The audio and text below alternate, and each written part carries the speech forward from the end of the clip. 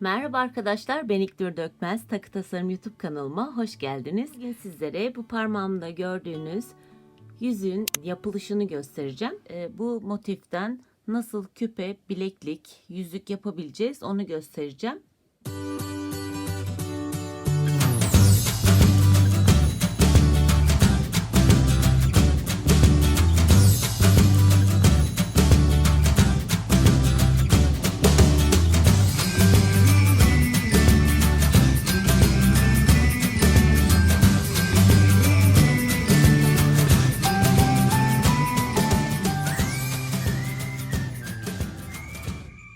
Gerekli olan malzemeler Cool Beads'ten gelen boncukları kullanacağım. Bunların boyları 11.0 boyunda. Bu videonun açıklamalar bölümüne linkini ekleyeceğim. Oradan da bakıp isterseniz alabilirsiniz. Dolar Beatbox'tan gelen böyle yaprak desenli boncuklar var. Hatırlarsınız geçenki aylarda gelmişti. Böyle kedi desenli olanı da var. İki tarafı da kedi desenli. Bir de Dolar Beatbox'tan yine gelen çek kristalleri var. Çek Fry Polish. Bunlar da 3 milimlik. Geçen hafta bu yüzükte de gördüğünüz gibi piramit kristal kullanmıştım ama bu sefer buradaki gibi çek kristali kullanacağım. Çek kristali daha güzel duruyor. Bir de bilekliğimize ya da küpemize bu süsleri eklemek için böyle çiviye ihtiyacımız var. Bilekliğin kapaması için de paraşüt ipi kullanacağım. İsterseniz hazır olanlarından, hazır olan kapamalardan kullanabilirsiniz. Boncuk ipi ve boncuk iğnesi gerekli. Ve aletlerimiz gerekli. 2 tane halka gerekli ve çivi gerekli, takı çivisi. İstediğiniz küpe aparatını kullanabilirsiniz bu şekilde de. Ama eğer kendiniz yapmak isterseniz sağ üst köşede çıkan linke tıklayarak oradan videoyu izleyebilirsiniz. Bu şekilde kendiniz de yapabilirsiniz küpe aparatınızı evde. Şimdi yapım aşamasına geçebiliriz.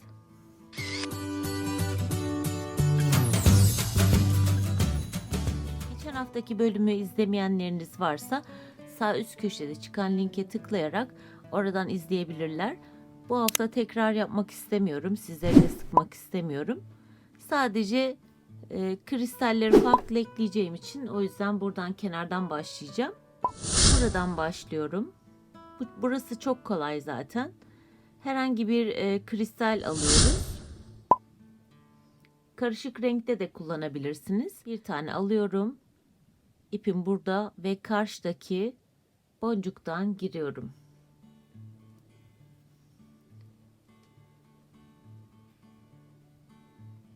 Ve bu köşede yapmamız gereken 3 tane boncuk alıyoruz iğnemize. Aşağı kadar indiriyorum. Hemen karşısındaki yani bir tane boncuk atlayarak diğerine giriyorum. Ve burada köşeyi daha çok belirginleştirmiş oluyoruz. Şöyle. Ve tekrar bir tane 3 milimlik kristal iğneme takıyorum. İpim burada ve karşısından giriyorum.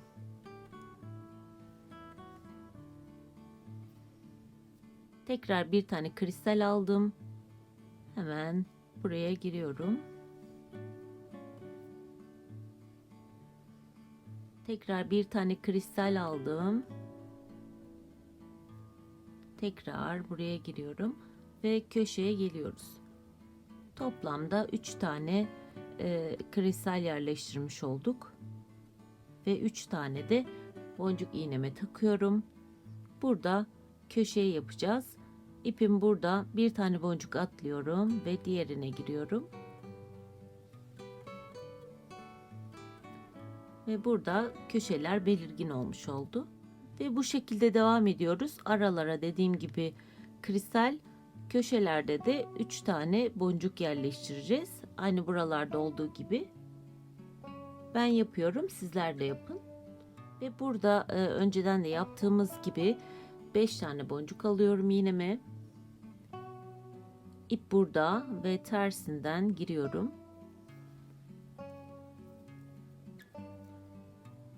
Buradan bir tane boncuk ilerliyorum.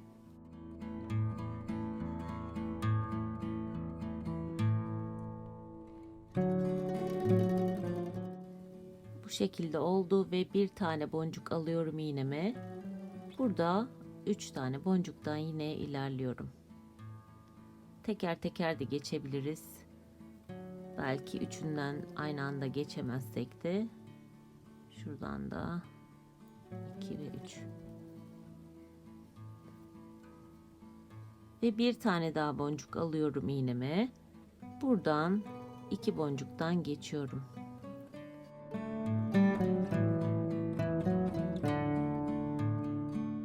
Eğer bileklik yapmak isterseniz de iki tarafını yapacağız. Şurada olduğu gibi bu şekilde.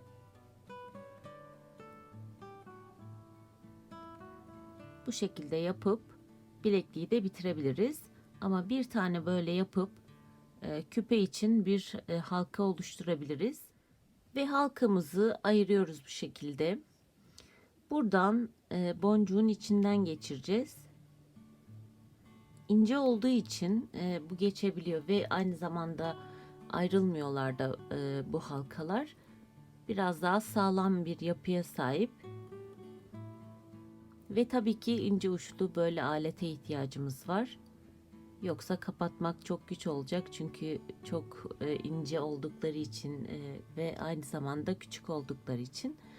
Ve buradan küpe aparatından da geçireceğim. Ve burayı kapatacağım.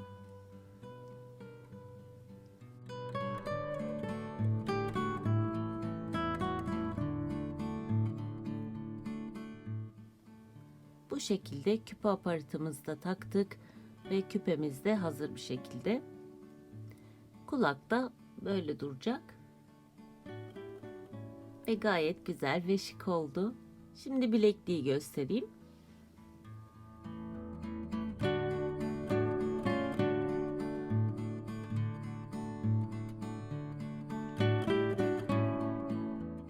Bileklik içinde iki tane böyle karşılıklı ördüm.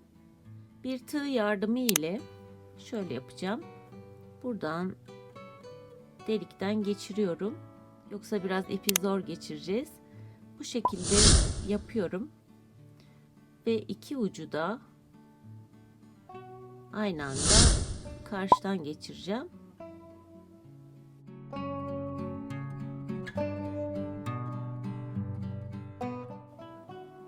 Ve iki ucu da tutuyorum. Ve böyle çektiğim zaman gördüğünüz gibi ip araya giriyor. Ya bu tarafı ya da bu tarafı kullanabilirsiniz. Tabii en uygunu aslında böyle bu şekilde.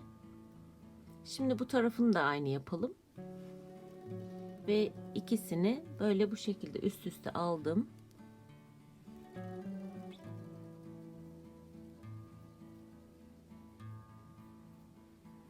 Böyle stoperle bir tarafından tutturacağım. Kaymamaları için. Bu kalın stoper. Bir de ince olanı var. Tabii onun içine girmeyecek makrome ipi. Bunun içine giriyor rahatlıkla. Şimdi buradan makrome yapabiliriz. İpi alttan geçiriyorum. Normal bir düğüm atacağım.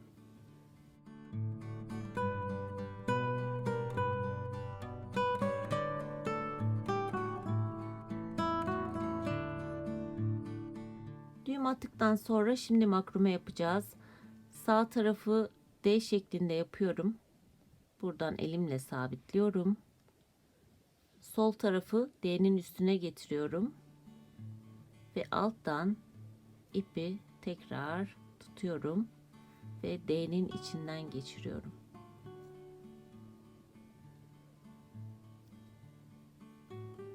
İki tarafı da tutuyorum. Ve bildiğimiz makrome oluyor.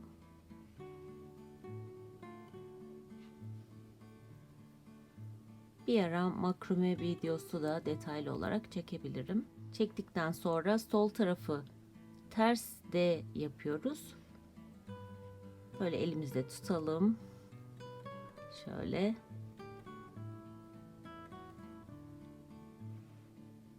Sağ tarafı da aşağı doğru indiriyorum. Ters D'nin üstüne getiriyorum ve buradan alttan D'nin içinden geçireceğim. Şuradan şöyle kaymadan öbür ucu da tutalım. Umarım anlaşılmıştır. Sabitlemediğim için biraz karışık oldu. 3 tane yapmanız yeterli. Sadece burada bu şekilde bir yer olacak. Yani kaydırmak için kilit olarak kullanacağız bunu. Ya da 4 tane yapabilirsiniz. Şimdi tekrar sağ taraftan alıyorum. Ve sol tarafı D'nin üzerine getiriyorum. Şöyle. Ve alttan alıyorum ipi. D'nin içinden geçiriyorum. Şöyle tuttuğum zaman ikisini bu şekilde çekiyorum. Tekrar bir tane daha yapalım. Ters D yapıyoruz bu şekilde. Ve sağdaki ipi de üzerine getiriyorum. Ve hemen ortalarından geçiriyorum. Ve iki tarafı da çekiyorum ipi. Bu şekilde. Sırayla yapıyoruz. Bir sağdan bir soldan bu şekilde. Zaten 3 defa ya da 4 defa yapmamız yeterli. Bu şekilde çekiyorum. Çektikten sonra keseceğim. Bu tarafı da keseyim.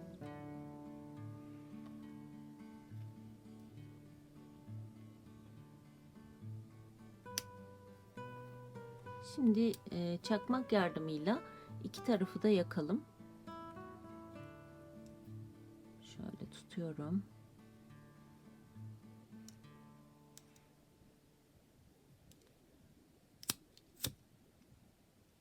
Şöyle gördüğünüz gibi yandı ve hemen çakmakla bastırıyorsunuz.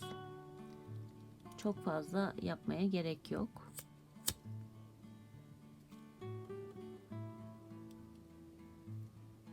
Gördüğünüz gibi iki tarafta böyle oldu. İki ucuna da boncuk takabilirsiniz. İsterseniz düğüm atabilirsiniz. Ben düğüm atacağım.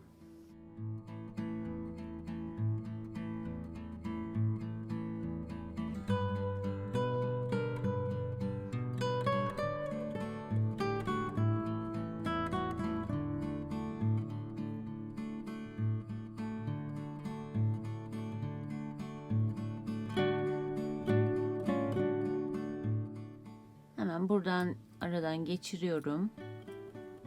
Tabii bunu sonuna kadar getiriyoruz. Böyle bastırdığım zaman böyle otomatikmen yapıyor. Bunu şimdi bilekliğimize takacağım. Böyle kenarına taktım. İsterseniz başka aparat da takabilirsiniz tabii ki. Şimdi bu motiften nasıl yüzük yapacağız onu göstereceğim. Bu altlığı öreceğiz beraber. Şimdi iğneme 5 tane boncuk alıyorum. İp burada ve tersinden giriyorum.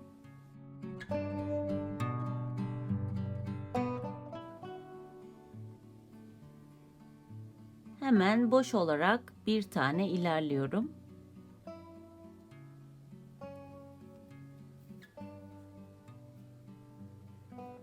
Ve bir tane boncuk iğnemi alıyorum. Her zaman yaptığımız gibi 1, 2 ve 3 tane boncuk ilerliyorum.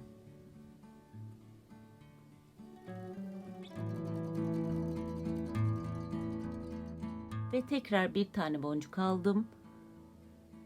Buradan 1 ve 2. 2 boncuk ilerledim.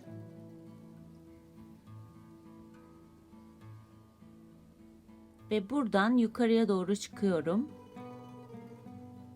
1, 2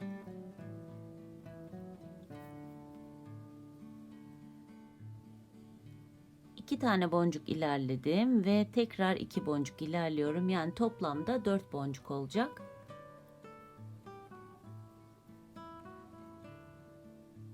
Ve bu şekilde bir kare oluştu. Tekrar iğneme 5 tane boncuk aldım. İpim burada, hemen tersinden giriyorum. Ve yukarıya doğru çıkacağım. Sadece bir boncuktan.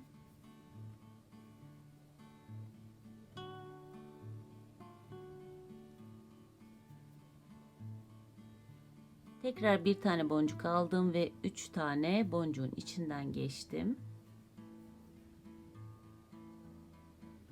Tekrar bir tane boncuk aldım. 1 ve 2. 2 boncuktan da ilerliyorum. Buradan yukarıya doğru çıkacağım. Önce 2 taneden geçelim. Toplamda 4 boncuktan geçeceğiz. Ve tekrar 2 tane boncuktan ilerliyorum. Bu şekilde yüzük altlığını oluşturacağız. Parmağımıza göre ölçelim, ne kadar kalınlıktaysa o kadar yapacağız.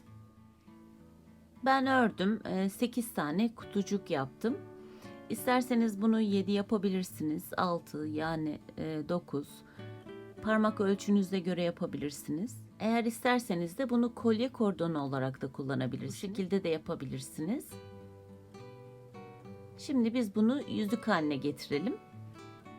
İpim bu yönde ve iğneme 2 tane boncuk aldım.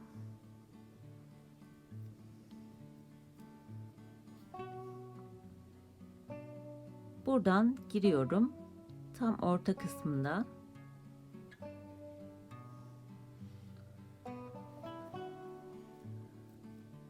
Şöyle çevireyim. Ve tekrar 2 tane boncuk alıyorum iğneme. Yine buradan orta kısımdan giriyorum.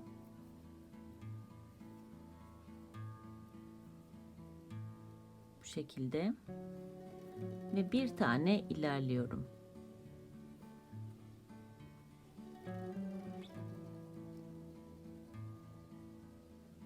Tekrar bir tane boncuk alıyorum. Buradan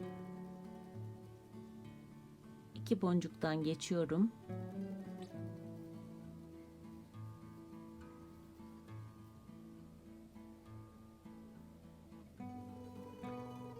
Tekrar aşağı iniyorum bir tane.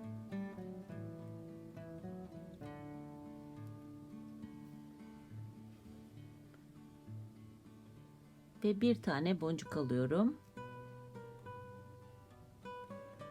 Ve bağlantıyı bitirmiş oluyoruz. Bu şekilde yüzüğümüz bitmiş oluyor. Boncukların içinden dolaşalım. Ve herhangi bir yerde de ipi kesebiliriz. Ama biraz dolaşmamız gerekiyor.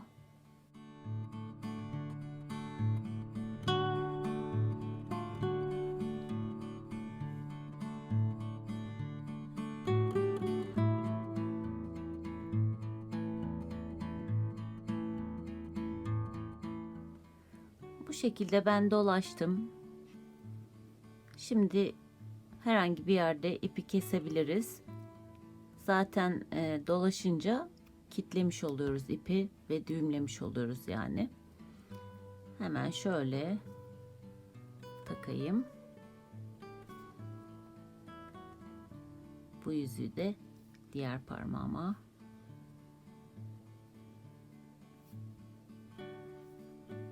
Bu şekilde. Bileklik olarak bu şekilde oldu. İpi isterseniz daha uzun yapabilirsiniz de. 25-30 santim tutabilirsiniz. Ben biraz küçük yaptım. Yapmamın sebebi bileği küçük olan birine yapacağım için. Dediğim gibi yetişkin kişilerde 25-30 tavsiye edilir. Küpesi de bu şekilde takım yapabilirsiniz. Yüzük de bu şekilde. güzel, otantik bir takı oldu. Kolyeyi de yine bu şekilde yapacaksınız. Burayı yüzükteki gibi biraz daha uzun yapıp kıvırıyorsunuz ve buradan birleştirme yapıyorsunuz. Ve zincir takıp kullanabilirsiniz o şekilde. Boncuktan nasıl motif, yüzük, küpe, bileklik, kolye yapılabilir bunu anlattım. Benim çok hoşuma gitti. Umarım sizler de beğenmişsinizdir. Sizler de yapın, benimle paylaşın. Bir sonraki videoda görüşmek üzere. Sevgiyle kalın, sağlıcakla kalın, hoşça kalın.